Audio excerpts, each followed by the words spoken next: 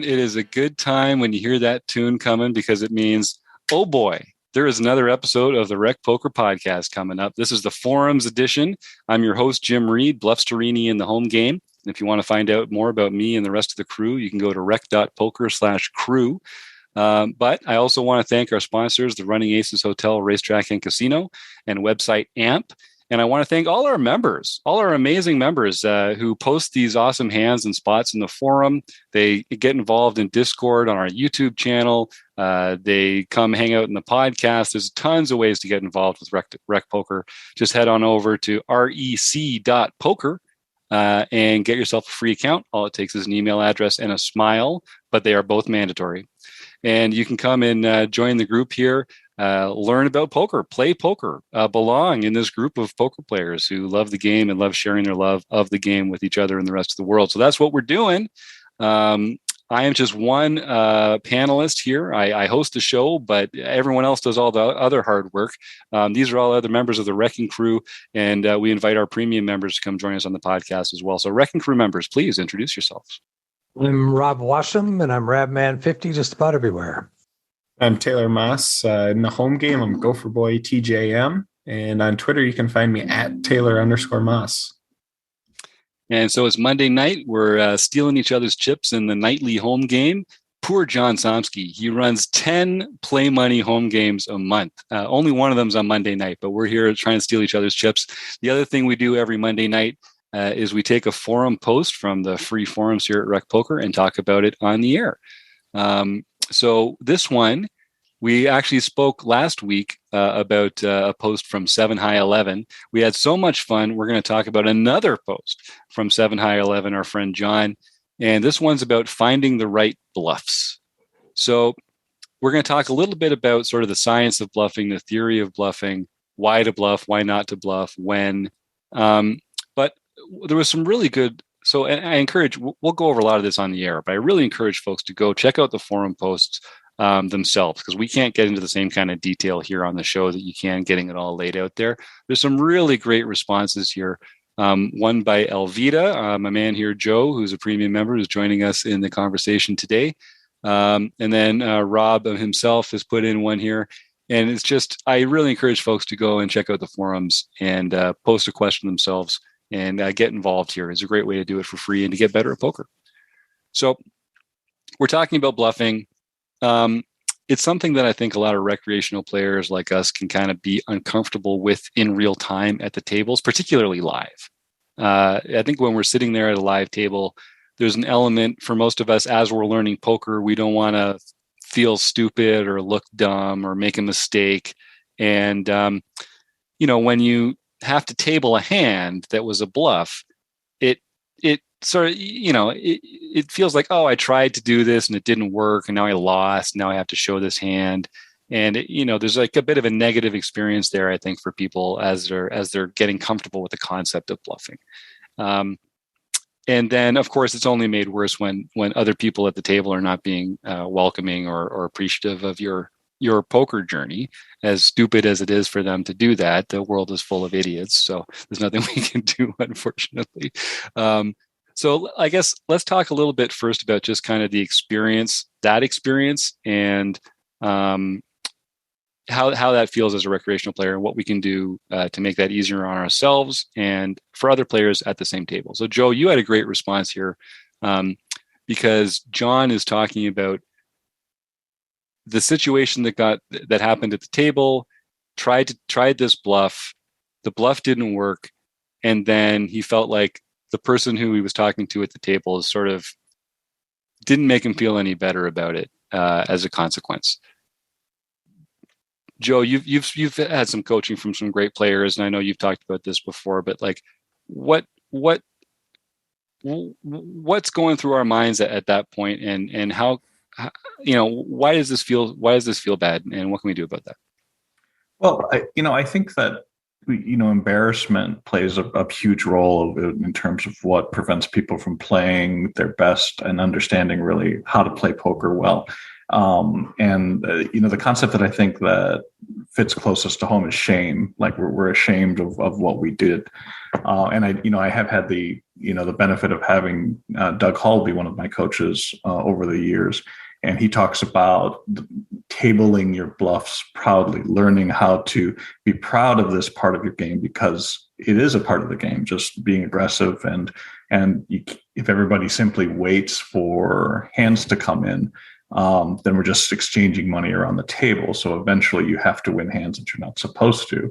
And a part of that is bluffing. And if you're a good bluffer, you're going to get caught sometimes. So be proud that you're in that group of people who is able to do that at times, and learn to, it was something that I said in the post, but learn to not take the shameful comments from the people around who just called your bluff successfully because they got lucky and it was probably difficult for them. So you're just trying to avoid that shame. And once you can do that, you can bluff more frequently and you win more pots that you don't deserve. Yes. And that's the key, right? Because like I think you were just saying earlier, if we all only win the pots that we deserve, we just trade chips around because everyone gets dealt the good hands at the same frequency as everyone else. And we just keep paying rake every pot. The casinos get rich and we all just trade our chips around. No one really makes any money. The key to poker is winning hands that you don't deserve to win, winning hands that other people are going to lose, non-reciprocal wins. That's the only way to actually make money in poker. And so you have to win when you don't have the best hand. And the only way to do that is for other players to fold. That's the only way. Yeah, and it's a good point to talk about. Like, what do you do in this situation? You bluff, you get called. Now what? Because there's other situations where you can, you've got it type of thing. Say something, and if anyone ever says that to me, I just sit there and make them like show the cards. Because a lot of people, what they want to do in that situation is go, you got it, I missed, and then you show your cards. They clearly lost. Now they can muck comfortably. The reverse of it, you can put them in that kind of somewhat awkward situation of, okay, do I have to show my cards? Like, there's definitely situations where you bluff, you get called and you lost. If you know that for sure, feel free to just muck your hand. But then there's the other situations where you can do that same thing and flip over your hand confidently, and it causes shock in your opponent for a bit there, and then it also can play out in your benefit later as well, because they may not understand, why did you take this bluff with this spot? Are you just like randomly spouting out bluffs when you think I'm going to fold in certain spots? Like, do you, like, some better players may think about card combinations that you have, but you can put that like thought in their head that they're just a bluffer, and it can open yourself up to value bet them later. Whereas I think some of the situations where if you kind of like, I don't know, and then just kind of like slowly muck it to the side, they may not think that. But if you table a 4-high hand and you show them that at showdown, they can sometimes get thrown off by it and be like, oh man, this guy's crazy. So it can work out. And honestly, just don't care about what people think about you, but understand what they think about you, because that is a huge part of this game, is to understand what they might be thinking about you in certain spots and understand how you can take advantage of that later. So I don't care what people say about me, but I do care what people think about me, because I'm going to try and use that to my advantage. Good point. Rob? Well, a couple of adages. If you're never caught bluffing, you're not bluffing enough. Yes. But I think what Taylor said is spot on. The thing about bluffing is, you could tell a very good story, and typically when you're bluffing, you're pinpointing a certain part of an opponent's range. That doesn't mean he doesn't have a different part of his range. So if his range happens, he happens to be in the upper part of his range, you're not necessarily going to be able to bluff him. But that bluff might be perfectly fine in the range that you're targeting. So you shouldn't be ashamed of the fact that he happened to be in a different part of his range when you are trying to bluff. Because how often have you bluffed somebody when they're holding the nuts? And you just kind of shake your head and go, oh man, I didn't think he had that. obviously, if you knew he had that, you wouldn't be bluffing. So you can't be ashamed of showing a bluff, even though it looks almost totally ridiculous because the guy's sitting there with the nuts. That's a great point, Rob. And I think, one thing we'll talk about a bit today is like what ranges to target with your bluffs, or what kind of players to target with your bluffs. Typically, you're going to want to be targeting weak ranges where the action and the board have gone in such a way that it's just not as likely that they have a particularly strong hand compared to the number of combos of weaker hands that they have. But as Rob points out, that's a whole range of hands. And they're allowed to have the good hands too in that range. It's just that we think it's much more likely that they have a weaker hand. So that range makes an excellent candidate to bluff against. But yeah, they're still going to have it sometimes. So that's one thing. That's one thing we can talk about a little bit here is like bluff targeting. Because just to take off on a point that Joe said earlier here, don't worry about looking stupid. Oh, for God's sake. No one has ever evolved the thought of poker without looking stupid to people who didn't know what they were doing. And 10 years ago, people limping looked stupid, and people making small raises looked stupid.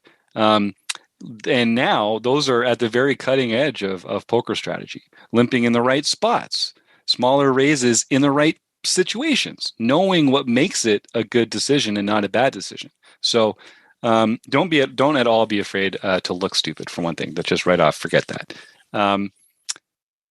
And yeah, but I mean, one way we feel stupid when we do that bluff and they turn over the nuts. But again, you can't control where they are in their distribution of hands. You can just control what the range that you put them on was. And so that's a big part of it. And so the more advanced you get as a player, the easier it's going to be for you to range players to just sort of subconsciously know that they're in a weak spot.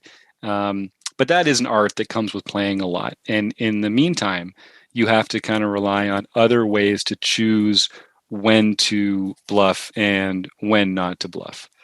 So other than just sort of like knowing when they're weak by using our Jedi powers, do you guys have any rules or guides or factors that you think about when you're considering whether to bluff or whether not to bluff? Mm-hmm. Yeah, the one thing that I always try and think of is like, how am I going to want to react on turns and rivers and those types of situations where the board is going to change in some sort of way, and am I going to be comfortable continuing on with this bluff under different scenarios? So, like, I think the example in this hand is kind of a tough one. It's King 5-5 board. And you think about like what turn cards come, and it's like, man, there's not a whole lot of turn cards that come in this situation that are going to make some of my hands want to continue bluffing. Because everything like queen and lower essentially like doesn't really change what the hand, like the best hand is. It's like a 5 is the premier, a king is pretty good, but then anything else that comes out would be a second tier to what would come out here. But that means now when you're bluffing, you're kind of representing that king or potentially the 5 and hoping your opponent doesn't have it. And on a lot of those cards, you're gonna have to continue with the second barrel on the turn. So you got to think through those types of situations. If the turn comes an ace, well, then, maybe you can, let up and not continue on. But you got to think about like, how did those next types of hands or next types of cards that come out on future streets influence how my perceived range is going to want to attack. So in this situation, if we go for a check raise on a King 5-5 board, my mind goes, well, we're firing every turn. And then if they're not giving up by the turn, do I give up and fire again on the river, or just give up and let them win the hand? And those are like the things that you have to think about before you decide, should I be taking this bluff spot? Because there's definitely other situations where you can kind of find different spots and go, okay, hey, there's a ton of turn cards that come out here that could help my specific hand. And then you go, okay, well, going to fire on everyone that helps my hand in some sort of way. And I'm just going to give up on all the ones that don't help me in other ways. And you just kind of use that as the determining play. And sometimes when you have a lot of those outs that can increase your equity, then it makes a good check raising spot. Yeah, Joe? Well, I think in the posting, 7-High-11 talked about a spot to bluff.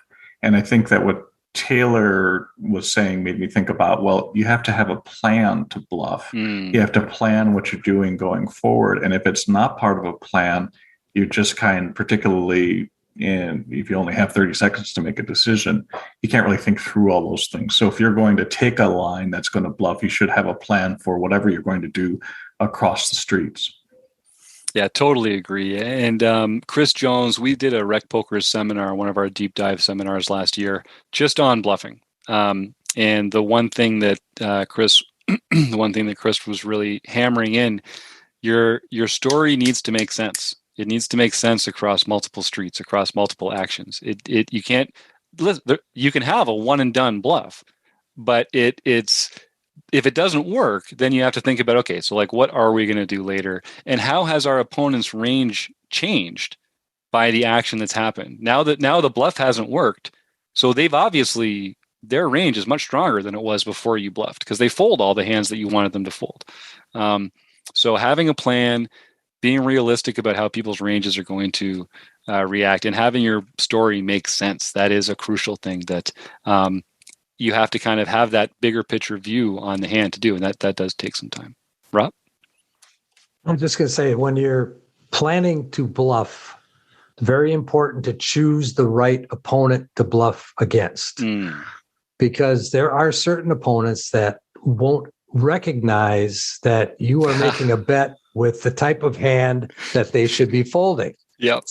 And so the opponent has to be thinking enough to understand that they could be beat at this moment in time and they need to fold. And I loved what Taylor said about having plans for future streets.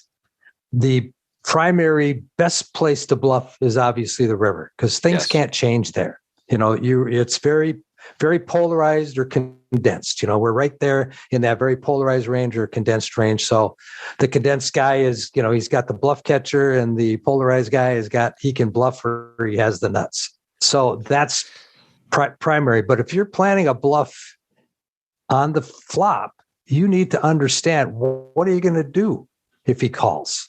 Are you going to give up then?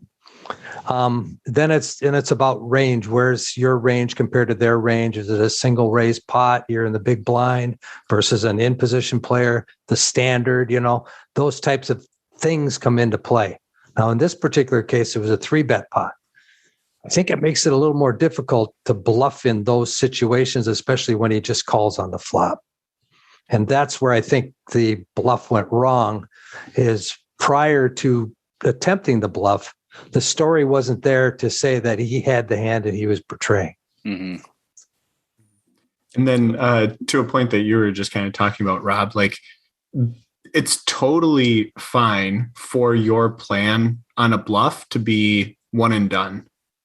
And like, it's totally fine. I feel like a lot of people get into the situation where they're like, hey, this King 5-5 board, there's not a whole lot that connects that well with my opponent's range, right? Like, maybe they have ace high, but I should be able to get ace high to fold. And, those types of situations. So they take something and they check raise, and then their opponent calls.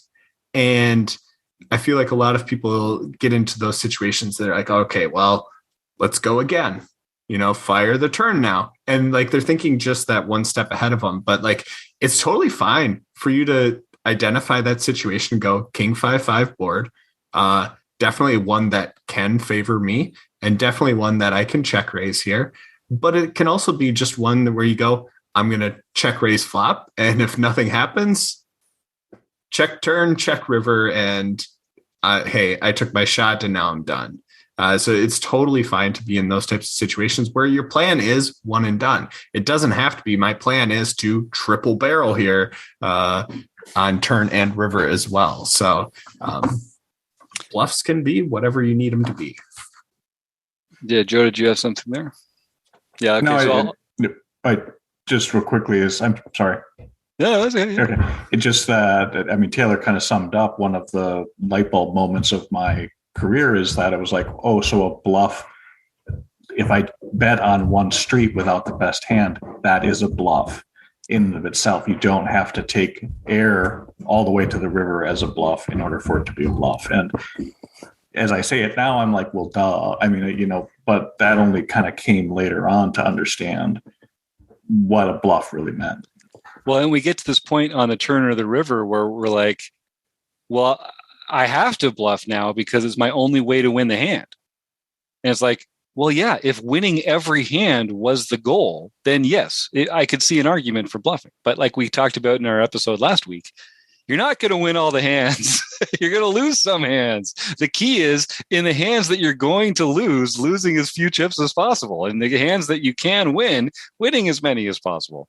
And we get kind of handcuffed to this idea. It's like, well, I tried this bluff and it didn't work.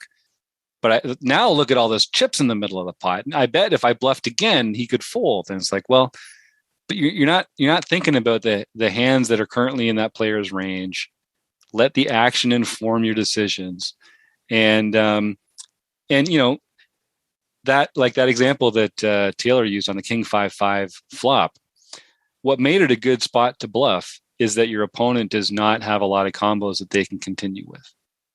When they do continue, it just doesn't make sense to keep bluffing. It's not a good situation to have a multi-street bluff there. You might also think like some players, if they know they're going to bluff the turn, if they're going to double barrel and bluff the flop and the turn, often they'll sort of like size down the flop bluff a bit, the size, and then increase the size of the turn. So now when you do fold on the turn, they've won more chips from you. And they've also, told that story that's consistent along the way. You might choose a larger sizing on the flop if you're thinking like, okay, well, this is a one and done for me. I just really want to make sure they fold the parts of their range that they're going to fold. And if they don't, I know they have a strong hand and I can continue with that knowledge. So like one good example, I'll just throw out there, Ace-5 suited is my favorite hand of all time. It's a great candidate for bluffing pre-flop because it's got blocker value, it's got playability, all the things that we're going to go into shortly, but that make good candidates for bluffing. But if I 3-bet bluff with Ace-5 of hearts, let's say on the button, and the flop comes, 8, 9, 10 clubs, and we got 3 callers, and we're now 4 ways on this flop, I'm not going to continue bluffing. It's probably my only way to win the hand, as we say, but the goal for the 3-bet bluff with Ace-5 suited was to get folds pre-flop. And because it didn't do that, I'm not obligated to keep betting with it. Now, let's talk a little bit about blockers and semi-bluffs and that kind of thing. So one of the reasons you might choose Ace-5 suited against just pre-flop is because it's got blockers. So what are blockers? Blockers are anything that in your hand makes it less likely that your opponent has a value hand. So just hands with aces and kings in them. If you have a hand that has an ace or a king in it, it's just mathematically significantly less likely that your opponent has an ace or a king in their hand. So from that point of view, having an ace in your hand makes it a good bluffing candidate, like a good 3-bet candidate pre-flop. Unfortunately, the other way of saying blocker is saying bad kicker. Because if you're blocking all the hands that your opponent has an ace, but they still do have an ace, because like I said, it just makes it less likely. They're still going to have aces sometimes. Usually they're playing a value hand and you're playing Ace-5. So they've got ace, king, ace, queen, ace, jack. The nice thing is that you block the likelihood that they have those hands. The bad news is when they do, you're dominated. So again, when they don't fold, you actually like that. If you flop an ace, that's actually not really as good for you as you might think it is necessarily, because they're going to continue with a lot of those stronger aces. So what's nice about Ace-5 suited is that you can also flop a flush draw. And then when they continue and you get to the flop, even though your bluff didn't work, now you can make a flush draw, you can make the wheel straight draw. You've got other ways to win the hand, even though your bluff didn't work. And so that's like playability or equity when called, which is another thing that we talk about. And in some cases, you might choose to call in position with a hand that has really good equity and wants to see a flop. But in some cases against certain opponents, you might choose to make that into a 3-bet bluff instead, because maybe it's not quite as good a hand, or maybe they're just someone that's going to overfold to 3 bets. And when it doesn't work on the flop, you're going to have a hand that connects with flops pretty well. So that's kind of like blockers, playability, semi-bluffs. That's why ace-5 suited is like a semi-bluff. 7-8 suited is like a semi-bluff. That's just talking pre-flop. We can get into some of the flop stuff too. Rob? Well, talking about some of the flop stuff, you definitely have some opportunities based on the flop and your range versus your opponent's range. So, for instance, if you called from the big blind, let's say you called with Jack 10 suited, it's a pretty good hand. Knowing that your opponent probably raised under the gun with something like ace, king, ace, queen, ace, jack, something big, and the flop comes 4-4-5, it's definitely a flop that favors you. So if there's a bet, you could check call the flop. And then if the turn comes like a card like a 3 or a 6, some small little card, you could go ahead, bet out there and get a lot of folds. Yeah. And that's where you're taking, your hand is actually totally air. You're not blocking anything. You're not blocking any of his hands. But the fact that you're sitting there in the big blind with a range that smashes that flop compared to what his perceived range is, you can make a lot of interesting moves there. And again, this is a one and done. You could go ahead and bet out on the turn and get a lot of folds. And if he doesn't fold, well, maybe he's got pocket kings and he's not folding anyway. So just be done with it. Yeah. So range versus range is some other opportunities where you can make a bluff. Yeah, great point. Yeah, and then the other thing about that example that you just put out there, Rob, too, is if we think about blockers, which blockers are kind of, extra excuses to start playing hands in specific ways. But like the one that you laid out actually has like what I would think is some pretty good blocker value. Like you having a jack in your hand and you having a 10 in your hand blocks them from potentially having pocket jacks, pocket 10s, which again, it's a small thing, but all the small things add up. And if we think about an under the gun range, it's probably pretty tight. It's probably, the best pocket pairs, and then your ace kings, your ace queens, and then if it's a tight opponent, maybe not even ace jack and stuff like that. So when you get that type of run out, like when you're betting, I'm guessing jacks and 10s are calling, but you block them, so you make it a little bit less likely. The hands that they're gonna fold, the ace kings, the ace queens, you don't block those. So you actually like slightly increase the odds that when you think about their tight range, you're actually increasing the likelihood they have the part of the range that they're going to fold and decreasing the likelihood that they have the part of the range that they're actually going to call. So that exact hand actually has some really good blocker benefits when we break it down. So that's another thing to think of. And it's a small thing, but hey, I'm playing poker and I'm getting into situations where, I'll take a flip where I have, 51% equity versus a 49% equity spot or 52. Like those tiny percents can add up, especially if you're playing a lot and kind of looking at numbers in the long run. Totally. Joe, anything from you there? Yeah, I think that Taylor's pointing out one of the things that when I started using blockers as an idea of when I could bluff, it was easiest when it was flushes, right? Because everybody fears the flush and everybody knows how many hands. But if you have the ace of spades or if you have the king of spades and you're bluffing, and you're bluffing, then you can have an idea of what you may be blocking from somebody else having and make some predictions about what they may be worried about, which will cause them to fold more frequently. Yeah, that's a great example, that especially when it comes to having the nut flush blocker. It's just a great example of how if there's, let's just say there's 4 hearts on the board and you've got the ace of, bad example. There's 3 hearts on the board and you've got the ace of hearts.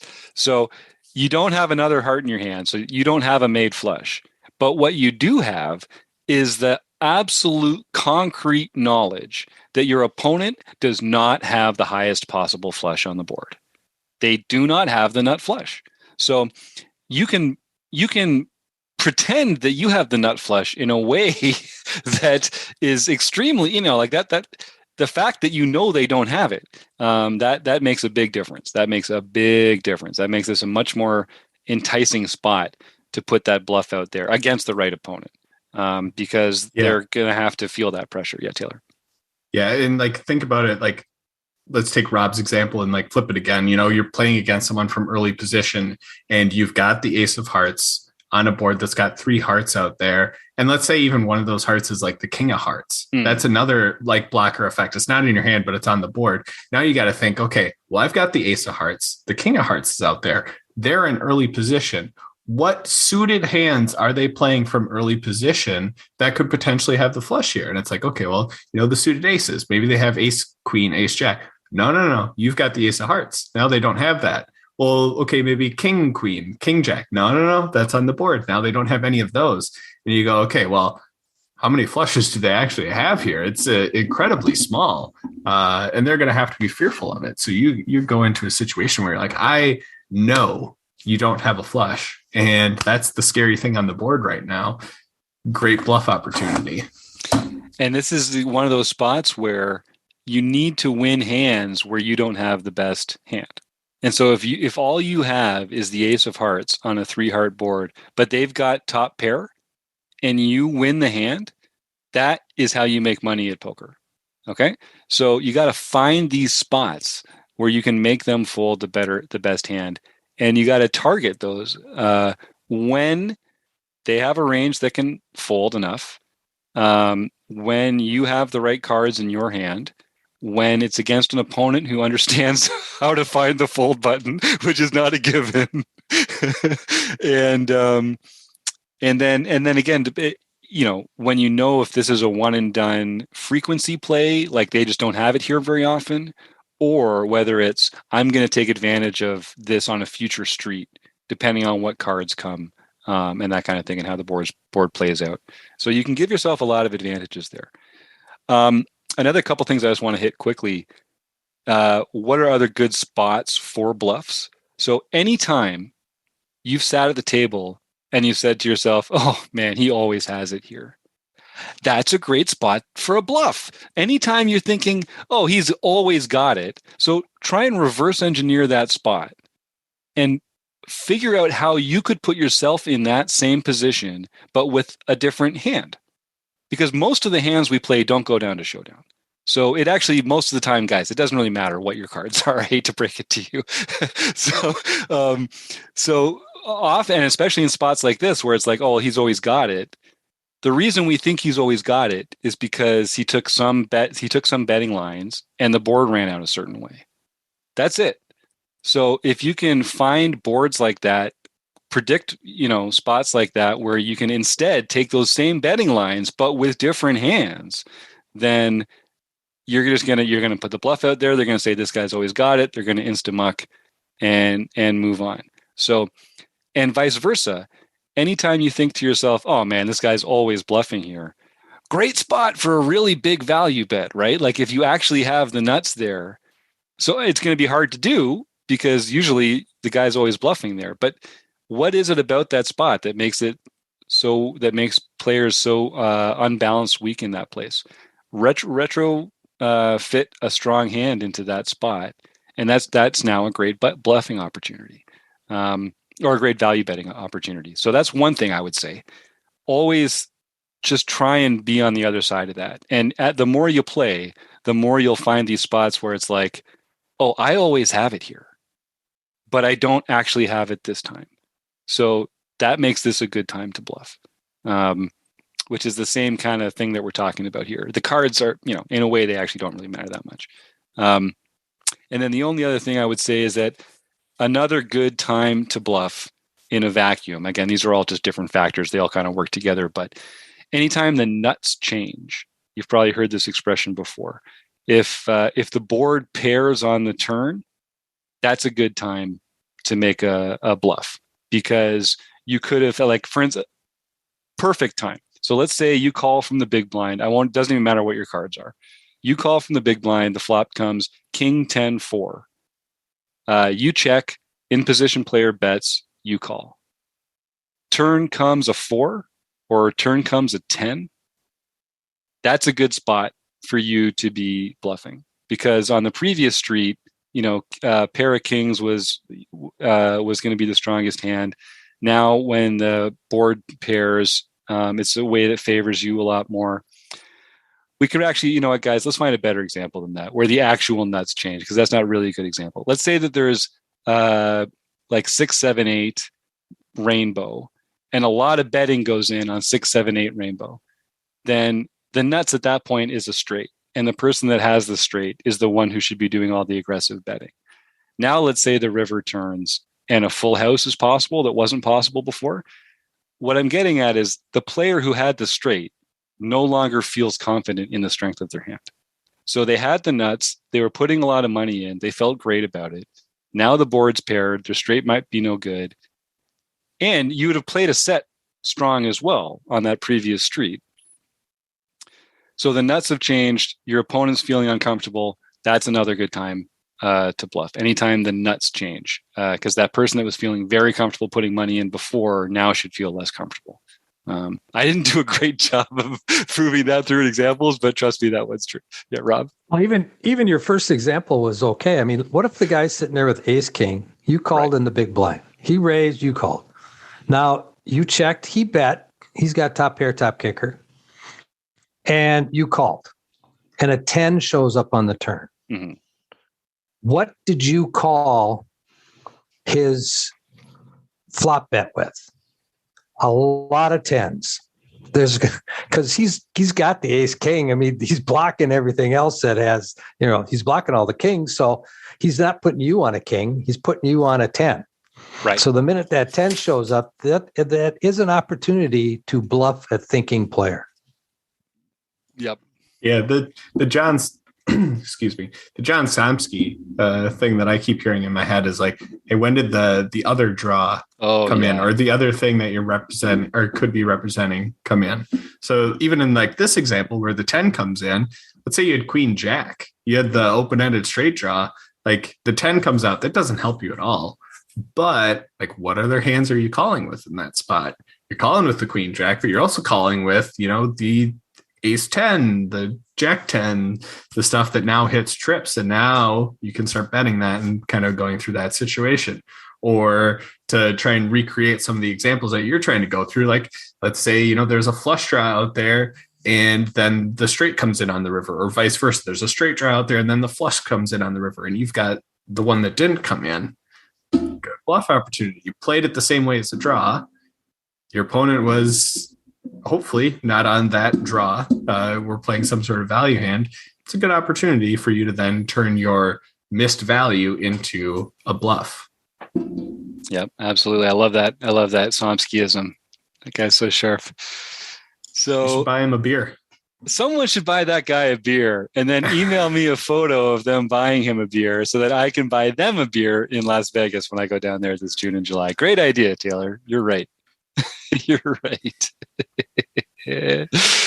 All right. Well, I think we talked about bluffing a lot there. I don't know if we even quite technically answered John's question from the forum post, but is there anything else that we should talk about here, gang, before we roll on out of here? All right. Well, I want to thank Joe, our premium member, for joining us in the conversation here. I wish more premium members would come and talk poker with us on the podcast. We get a few every once in a while, but I get so sick of talking to Taylor and Rob and John and Chris about this kind of stuff. We really need to have more premium members popping in, brightening our day like Joe did tonight. So thanks, Joe. Great input too. Great input, man. And of course, I got to thank 7 High 11, John. We got to thank Running Aces Hotel, Racetrack, and Casino. We got to thank website AMP. Of course, Steve Fredlin for putting this whole thing together and for all he's done for Rec Poker over the years. And for you, the listeners, thank you so much, and we'll see you again soon.